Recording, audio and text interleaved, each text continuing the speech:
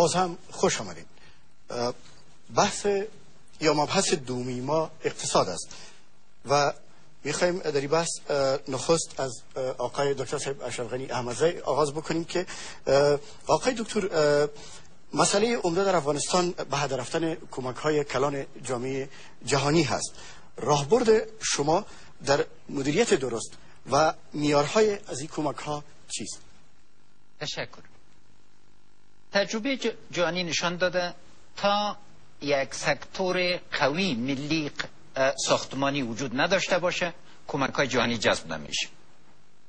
من میخوایم در جمله اولین اقدامات 600 شرکت ساختمانی افغانی را به صورت اساسی به پای استاد کنم و در این چارچوب ضرورت بایست که برای انسجام از اینا افغانستان یک شرکت قوی بین‌المللی را بخره تا ما بتانیم معیارهای قرارداد بانک جهانی را، بانک آسیایی را، اتحادیه اروپا را و حزب متحده آمریکا را فراهم کنیم.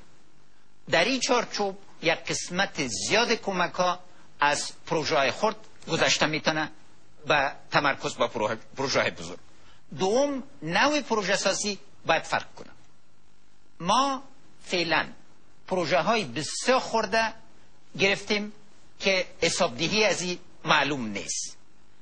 من میخوایم تمرکز سر یک سلسله اهداف بسیار واضح کنیم. مثل چی وار؟ 10,000 مگاوات برق در 10 سال آینده تا آبهای ما هم از نگاه داخل و هم از نگاه منطقه عیار شود. فراهم نمودن برق خرد برای 40% قرای افغانستان. هر قریه افغانستان که یک آسیا آب داشته باشه یا یک آبشار 3 متره داشته باشه در ظرف 3 سال صاحب برق شده میتونه به شکلی که ما انسجام درست بگیریم. در قسمت سرکسازی امروز قیمت سرک القوی قسمت آخرش که بادغیس بهرات ارتباط میکنه تخمینش رسیده به 1 میلیون فی کیلومتره، در حالی که وقتی که من طرح هزینه گذاشته بودم این میتونست به 120,000 فی کیلومتر فراهم شد. بنابراین در این قسمت یک قسمت تغییرات اساسی از طرف ما برای ایجاد ظرفیت ملی کار است. دوم، فساد اداری را ما باید اصلاح کنیم. وقتی که افغانستان 5مین مملکت دنیا، دولت افغانستان، چون ملت فاسد نیست، دولت به حیث 5مین فاسدترین دولت دنیا تلقی شد، دنیا حاضر نیست که کمک‌های خود از رای دولت بده. بنابراین اصلاحات اساسی در نهادهای ملی ما مخصوصا در وزارت مالیه و وزارت‌های کاری ضروری است تا ایران شد. سوم، بحث با اروپا و امریکاست راجع به نوع تغییر کمک و این در چارچوب یک اداره سالم صورت گرفته میده. تشکر شما آقای دکتر اشرف غنی احمدزی. میخوایم از آقای دکتر عبدالله بپرسم که آیا نظام فعلی که در افغانستان حاکم هست یا نظام اقتصادی اگر بهتر بگوییم که حاکم است، آیا شما با این نظام موافق هستین و ای که با توجه به اینکه افغانستان کشوری است که از 3 دهه جنگ ادامه داشته شما خواستار کدام نظام دیگه هستین؟ در ارتباط با نظام اقتصادی بر اساس قانون اساسی افغانستان اقتصاد بازار تجویز شده، اما در تطبیق این مسئله باید بگوییم که واقعیت‌های افغانستان در نظر گرفته نشده. در هیچ جای دنیا یک خیز از یک اقتصاد بسته دولتی و متمرکز به طرف اقتصاد بازار صورت گرفته نمیتونه. یک مرحله انتقالی باید می بود و در این مرحله انتقالی واقعیت‌های اقتصادی افغانستان، واقعیت‌های اجتماعی افغانستان، واقعیت‌های فرهنگی افغانستان و اوضاع 30 سال جنگ که بر افغانستان حاکم بود همیشه باید مد نظر گرفته میشد. در وضعیت موجود یک تعریف باید از اقتصاد افغانستان داشته باشیم. متکی به کدام بخش است؟ من فکر میکنم که 80% نفوس افغانستان متکی به اقتصادش متکی به زراعت است و وقتی گیر هم میگیم که متکی به زراعت است، کمترین توجه در بخش زراعت طی سالهای گذشته نشده. پس اگر باز بیم سر نکته اصلی شما، تعریف نظام اقتصادی و عیار ساختن قوانین مطابق به او و در نظر گرفتن مسئله گذار از یک مرحله به مرحله دیگر، تعریف نقش دولت در اقتصاد، تعریف نقش مردم و جامعه مدنی در مسائل اقتصادی، همین اینها چیزایی است که ضرورت به بازنگری دارد. اما از لحاظ استراتژی انکشاف ملی یک نکته بسیار مهم است که مسائل بسیار خوب عنوان شده، اهداف تعیین شده، اما برای تطبیقش برنامه خوب در نظر گرفته نشده.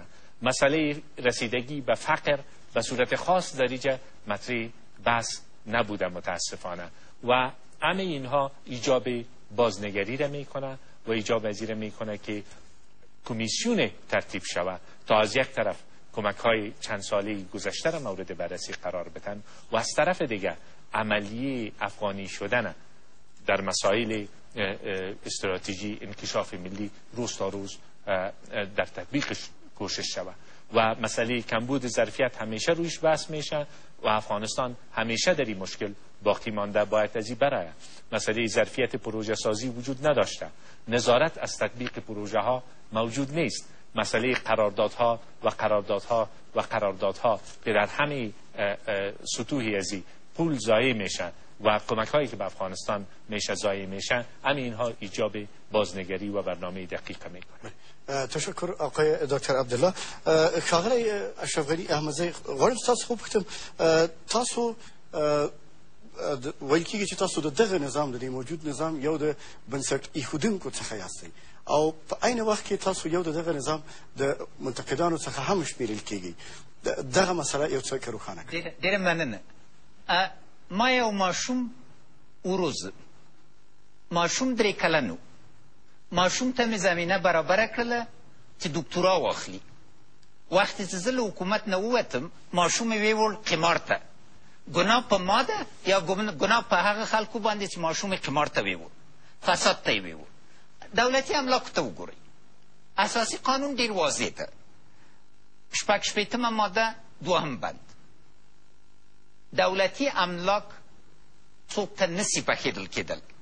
نن لسها فرمان لرو چې دولتي املاک خلکو ته وبخل. مال دنیا نه 8.2 میلیارد ډالر په یو ورځ کې ژمنه واخیستله، اما ایدې او په عین حال کې 8 کالو دپاره مې د 26.5 میلیارد ډالر ژمنه واخیستله. وقتی چې زه ووتم، کار هغه اشخاصو ته وسپاره چې دوی نسو کولی چې یو ملي پروګرام طرحه کړي. ما ملي پیوستون بنیاد کېښود. د ملي پیوستون په اساس باندې د افغانستان هر کلي ته 20,000 تر 80,000 ډالر لاړل. ملي پیوستون په مقایسه د انجوګانو، په مقایسه د ملګرو ملتو، په مقایسه د قراردادیانو موفق پروګرام ده. اما ملي پیوستون یوه جزیره نه ده. اوس چې اداري فساد ډېر سوی، دلته فسادونه دي. موږ مخابرات راوړو.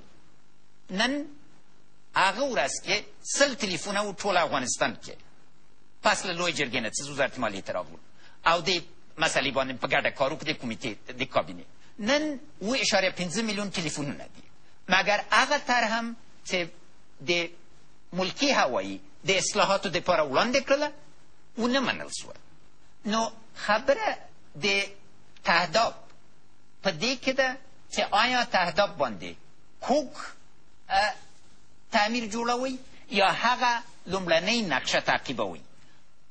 یو ملت هغه وخت بریالی کېږي چې د حکومت نه تر حکومت په تغییر کې، په ستراتیژي کې تغییر را نسی. له بدې مرغې نه موږ په حکومت کې وخت چې سمه ستراتیژي خلک وایي دا ځکه چې د ما نه وه باید له سره یې شروع کړم. نو دلته باید یو بررسي وسي. دا تیرو 15 کالو کې ما هیڅ فیصلې کې دخالت نه ده کړی، هیڅ فیصلې کې شریک نه وم. نو ځکه مسئولیت